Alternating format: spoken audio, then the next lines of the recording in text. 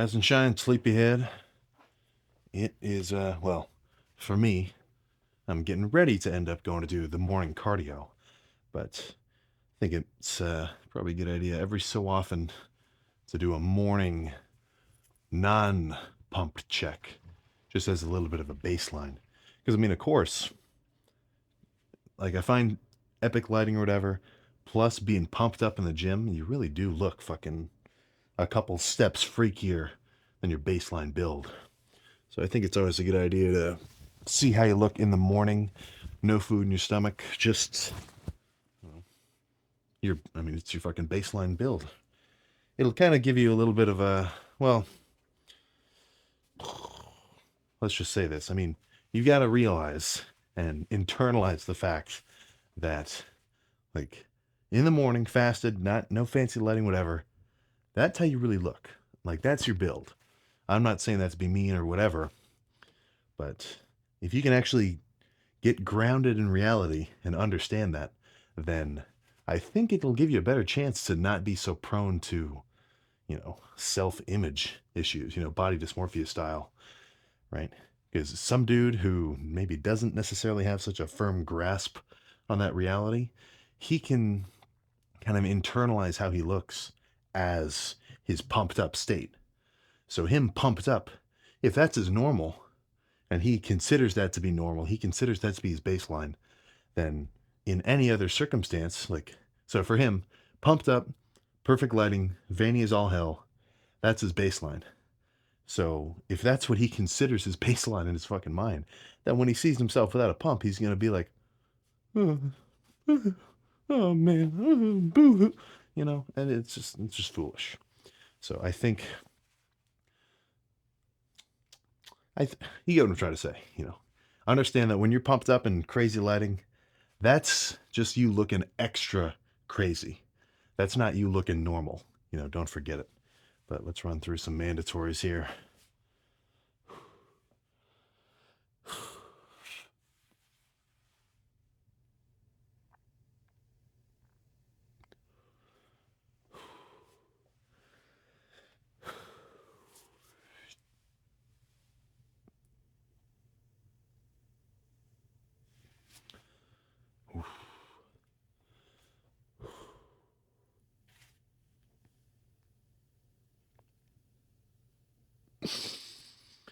What else is there? Back to Mumbai.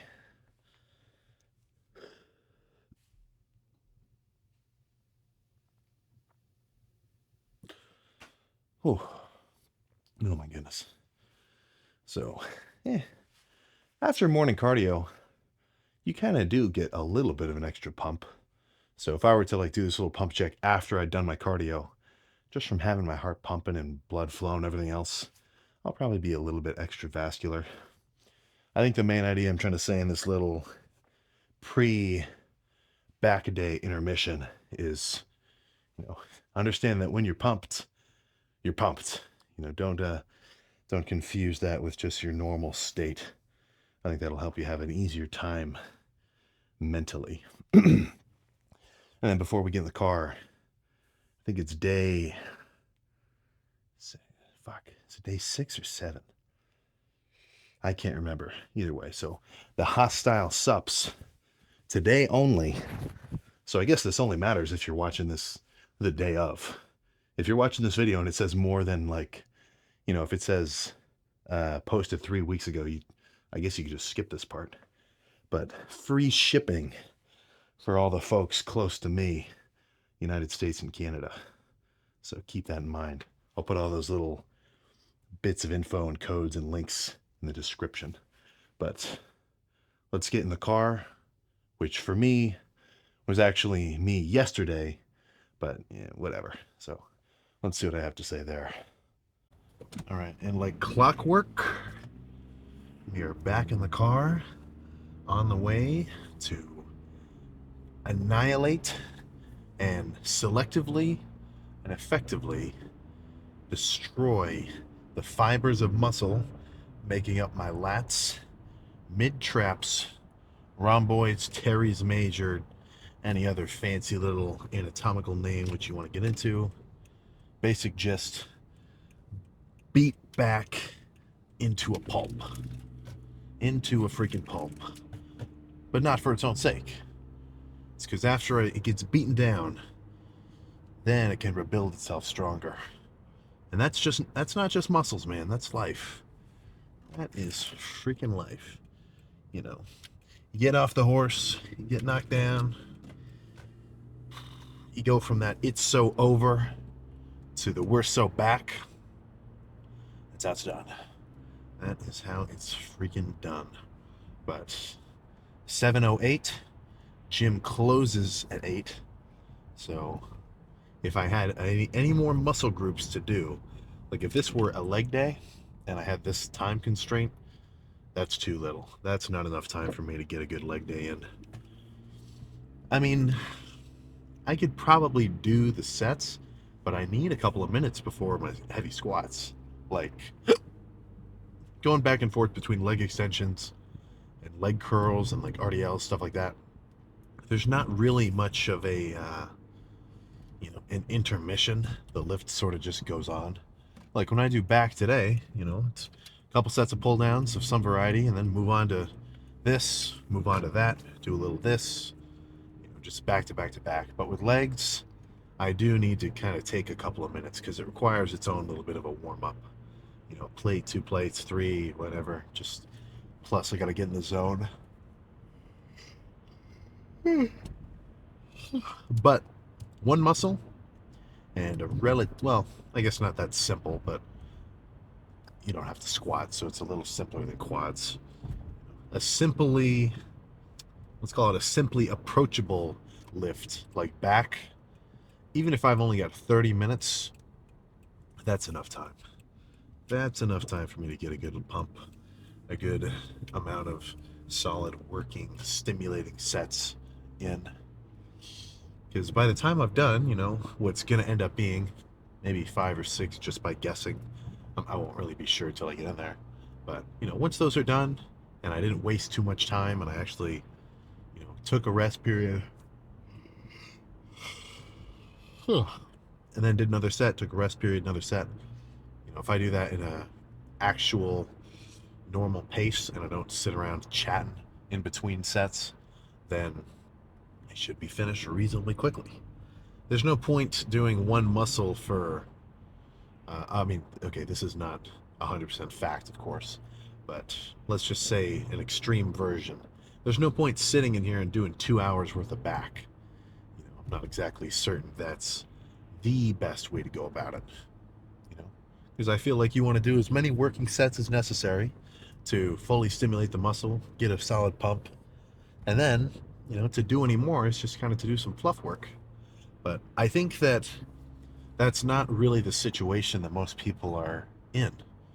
I think that, because let's say your workout has 20 sets, more than likely, maybe not you. I know you've been hitting every set with 100% intensity like you should. But these other schmucks around you, they probably haven't been doing every set, really as hard as they can. It's not hard to do 20 or 25 sets of back if every set you're just kind of going through the motions. You go until it maybe feels a little bit uncomfortable, and then you rack the weight and you take a few minutes of rest. It's not hard to go in and just kind of fluff around. Right? Leaves reps in the tank after each set. The approach that kind of makes more sense to me is, every set, I want to really push it as hard as I can. I don't want to leave anything in the tank for the next set. And for the most part, I try not to do that fucking ever, some sets I do catch myself.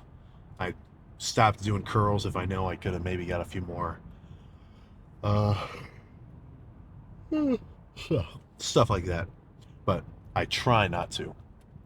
The bar that I'm trying to reach is such that every set, I'm really pushing it to a point where I can rack the weight and say, okay, that was a good set, I pushed myself. And if I ever don't meet that bar, then it kind of disappoints me, right? And then I'll use that as motivation to hit it next time.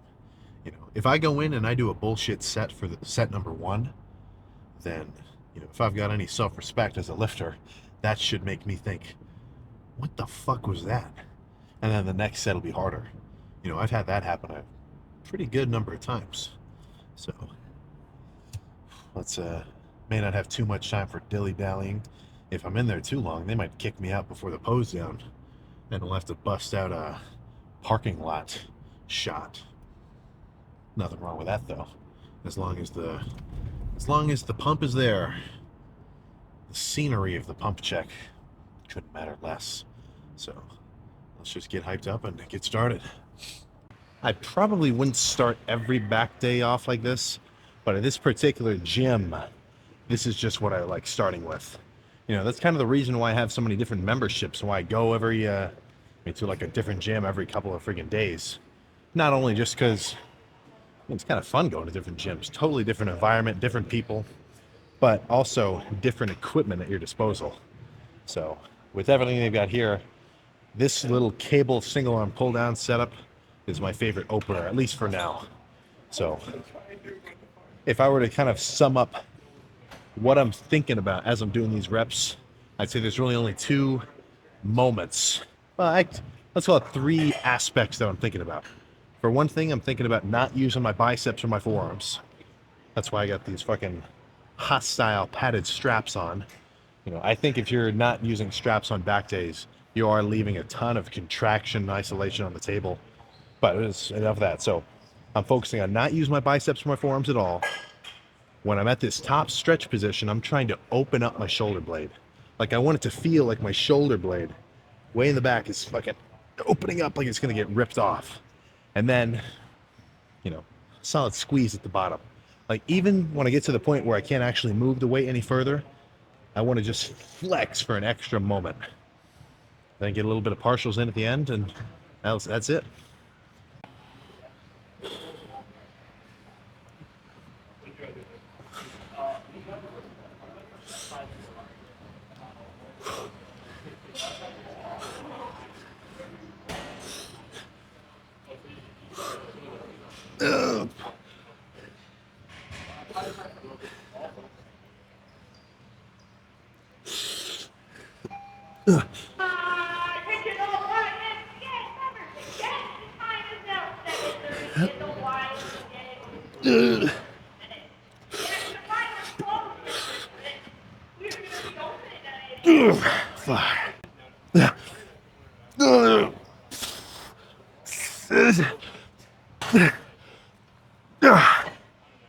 Oh. One more just like that.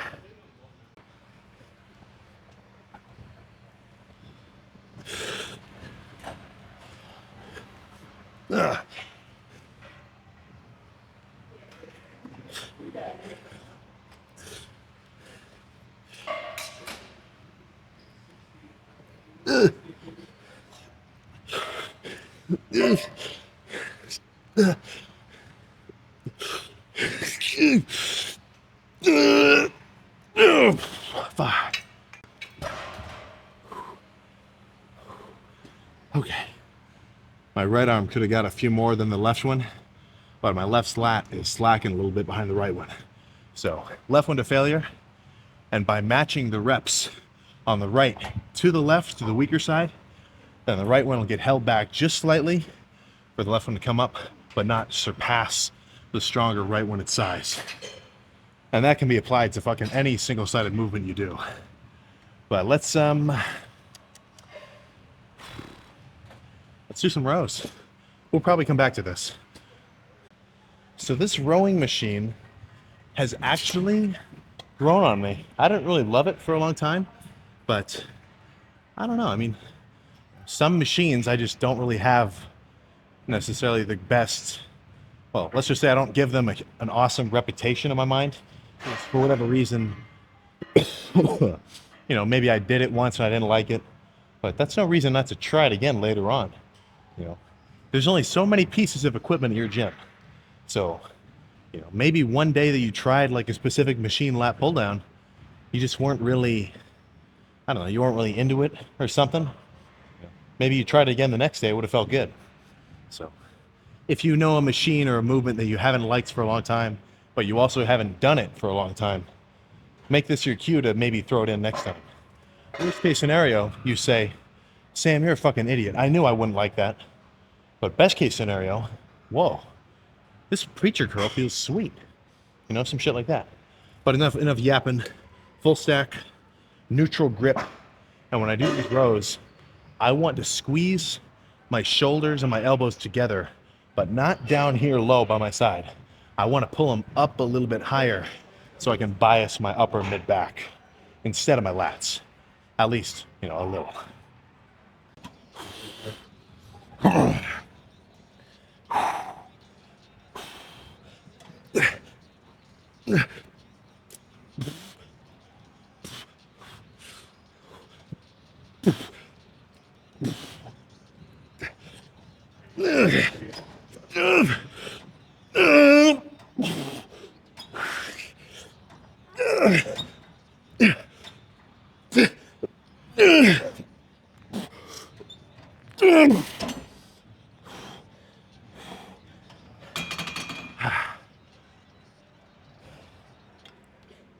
That was a good set, but fuck it.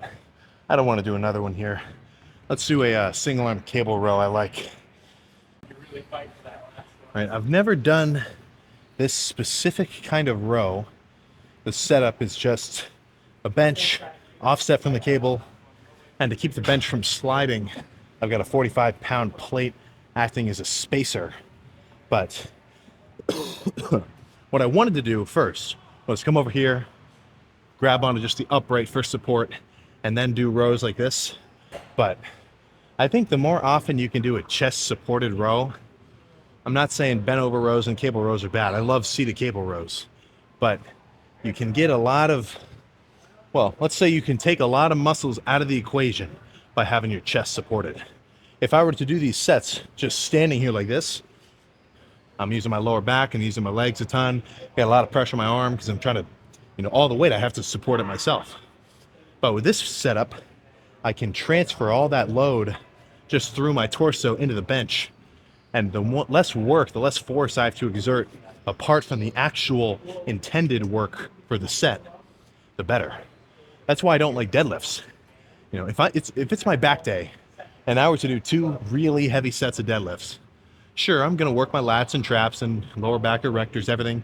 My back will get worked, but I'm gonna waste a ton of energy by doing work with my glutes and my hamstrings, you know, everything else that comes into play that I don't want to hit. Time's counting down. Let's finish these sets.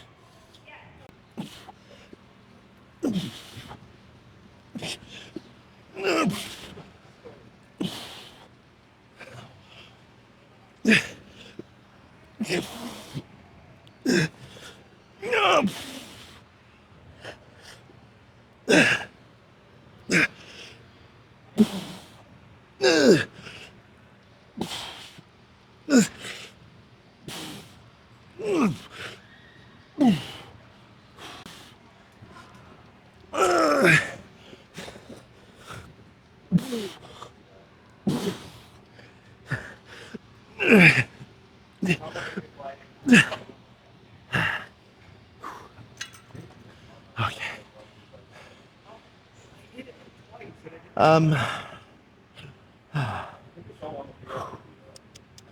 I don't really like that much. Good set. I'm glad I tried it, but let's do something else. So you've got 3 primary movements for back. List them off.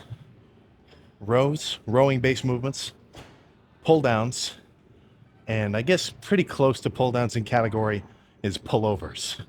So I busted out some pull downs, some rows. Now I want to get some pullovers done. I don't do them every lift, but when it comes to back, as a lighter squeezing movement where you're really going for a burn, hard to beat. Hard to beat. So for me, I don't love doing it with a rope or a straight bar. I don't really get as hard of a squeeze as I do if I do one arm at a time. Like if I do a rope, I kind of feel like I get some lower chest involved as well, because I'm kind of almost doing a decline press in a way. But if I can't get an awesome squeeze, then I don't want to do it in that way. I'd rather do it in a way that works for me. So single arm, even though it takes twice as long, feels way better. So I'll stand it Like if I'm facing the cable directly, I'll take a little bit of a twist, and I feel like if there's a dude right here next to me, I'm trying to fucking stab him, right? That's what I'm going for. Or let's be a little bit more family friendly. If there's a wall outlet and I'm holding my iPad charger, I want to plug it in. But you get the idea. And then weight is not the primary factor. I'm really trying to get a crazy squeeze. That's what I'm optimizing. So I'm not going to try to do half the stack or any more than that, where I'm like wrenching it, I can barely move it. I'm doing a weight I can manage and really squeezing.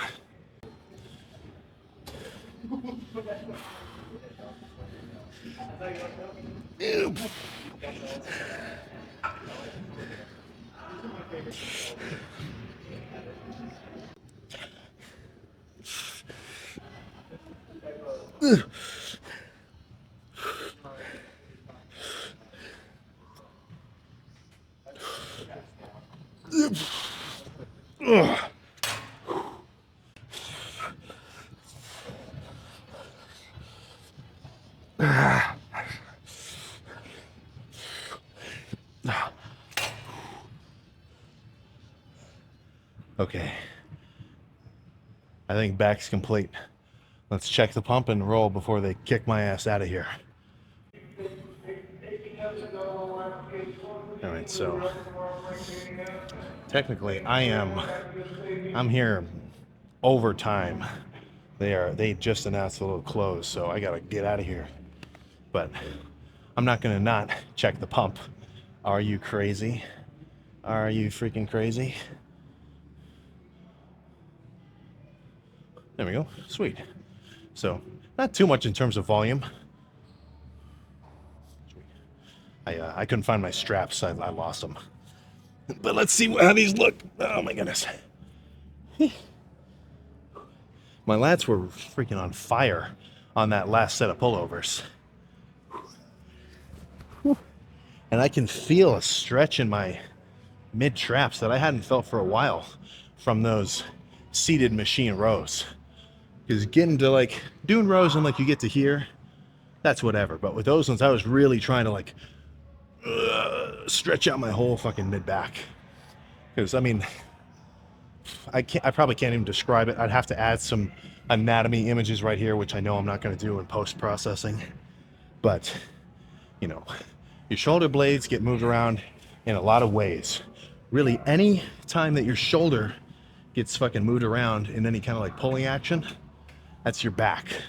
So obviously it's a little more complicated, but anytime that you're doing a movement here to here, here to here, or some kind of pullover, whatever, you're hitting your back. So in that sense, as long as you do it from a couple angles, you know, down here, maybe one kind of like let's say you're doing kind of an upper back bias row like this, or a mid back, kind of a halfway between a pull down and a row, or legit pull down. Any angle that you do like that, you're hitting your back slightly differently. So I feel comfortable doing back days where maybe I do a couple pull downs, a couple rows, maybe a couple pullovers, just kind of, I don't want to say chosen arbitrarily, but sort of just chosen by instinct. Because I know I change it up every back day a little bit, and then if every back day I get a crazy pump, you know, what's stopping me from keeping it up? But let's see how we're looking back lat spread wise.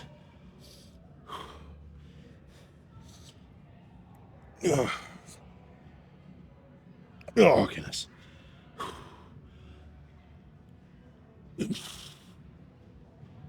Oh. Same thing from the front.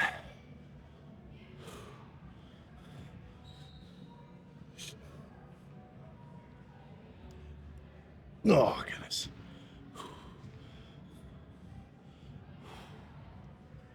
Oh. Yeah, that's what I want more of. This little rotation, like I want my lats fucking an extra inch thick from the front and just a bit rounder. But they're still adding to a pretty legit, you know, Dorito looking taper. So what's the phrase? Satisfied but never content, or opposite. You know, no matter how big you get or how much progress you make, you can always make more. don't forget it. But let's get in the fucking car and stop holding these guys up.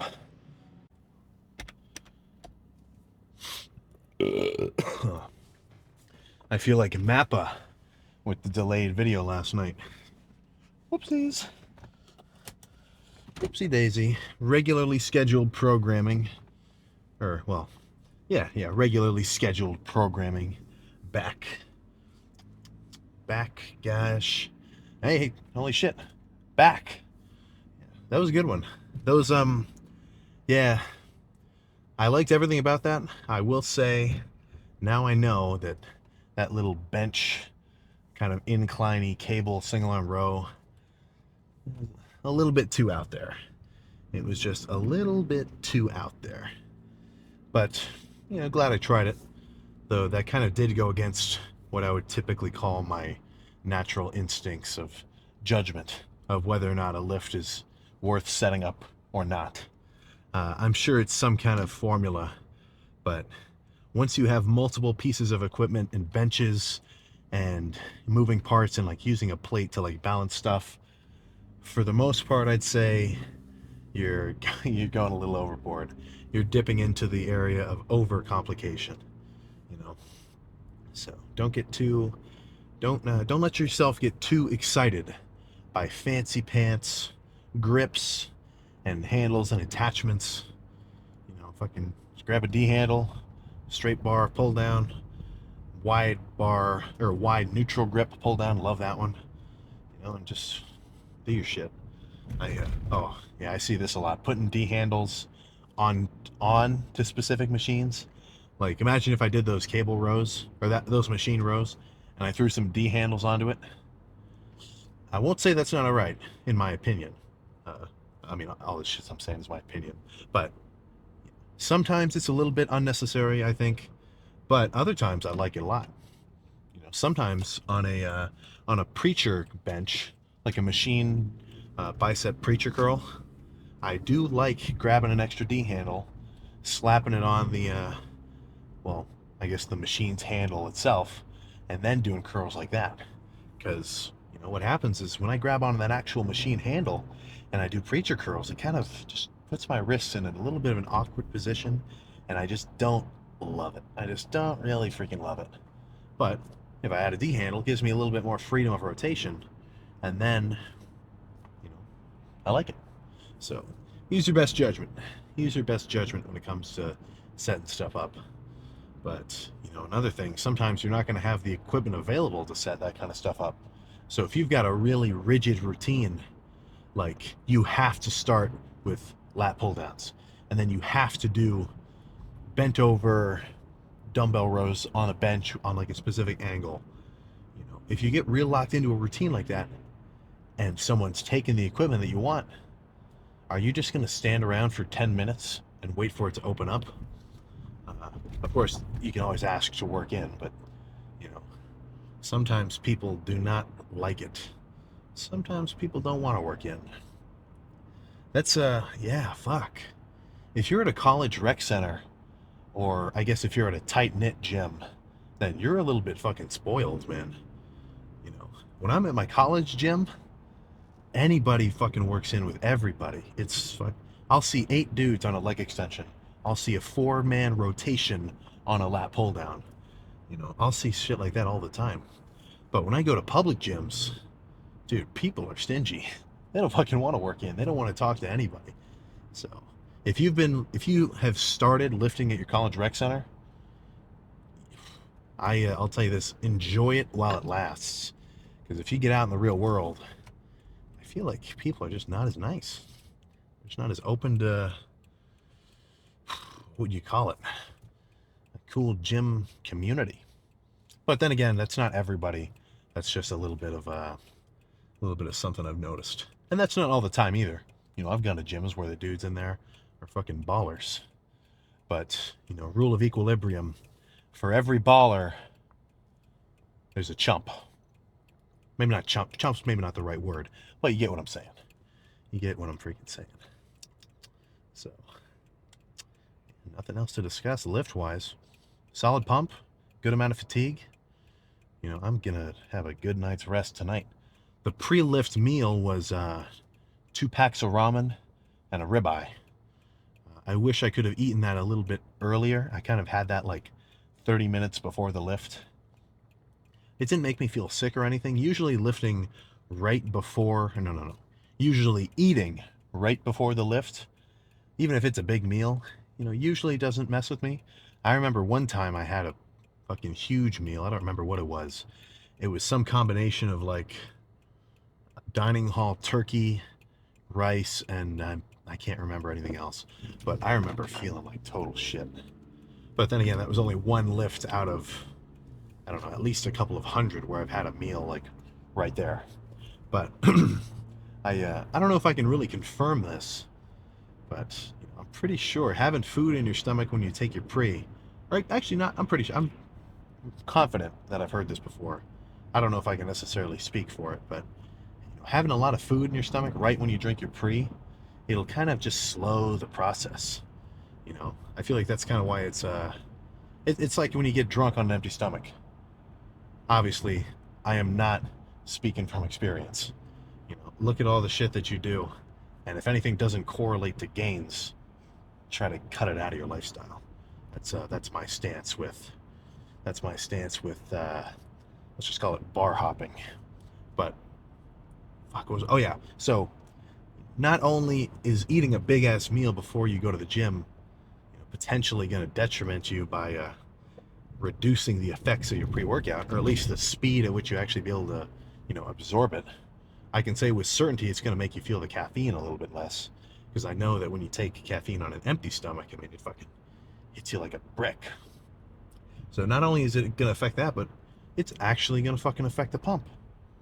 So it's probably in your best interest, apart from the fact that just eating a meal hours before the lift means you'll actually get the energy pretty much absorbed and assimilated into your freaking let's just say your organism. All the carbs that I have from those ramen, I don't think I really benefited in that lift from any of them, because they were still sitting right in here doing the digestive process.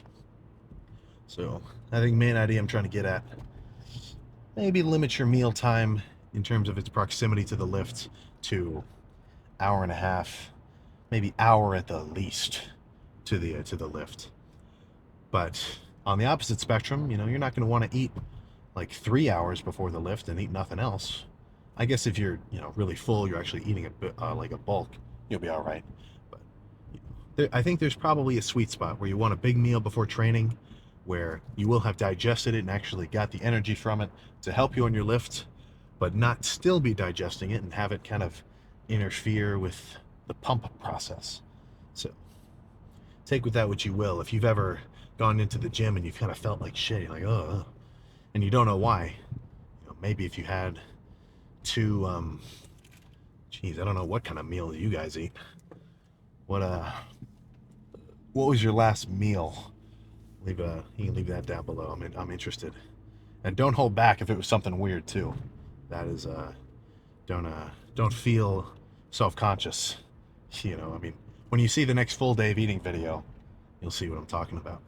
But yeah, maybe that was the cause of your unsettledness.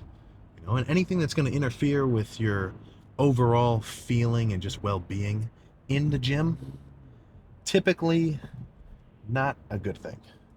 Typically not a good thing. For me to be affected in the gym by anything, be it being rushed like I was tonight. Luckily, I didn't have to really rush. I was just kind of under the wire at the end, but I didn't feel rushed. So if I was really rushed and I had to actively like look at the clock and say, oh crap, okay, I gotta do a set now, instead of going when I feel ready, or oh geez, I get like a fucking Canvas notification reminding me I need to finish some kind of assignment or something at midnight and I haven't started it at all, or anything. It's typically not ideal. I've definitely had moments or lifts where I knew somebody was, or I knew I was gonna like hear from somebody or like get some kind of notification about something like that, which I knew would kind of upset me, and I know I can just leave my phone on do not disturb, just so I could get the lift done, be in my own little mindset, not be affected, stay zen.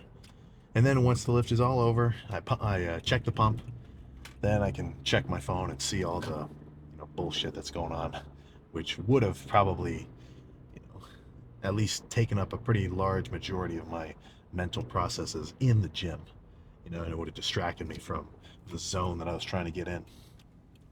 But yeah. Back pumped, cardio done, food being consumed. We're still not done for the day yet. Got a bit more treats to eat. Fuck, man, changing it up. Got a half gallon of strawberry milk today. That would be a little bit of a treat. And then go to sleep, cardio in the morning. So I'll fucking see you next time for arms.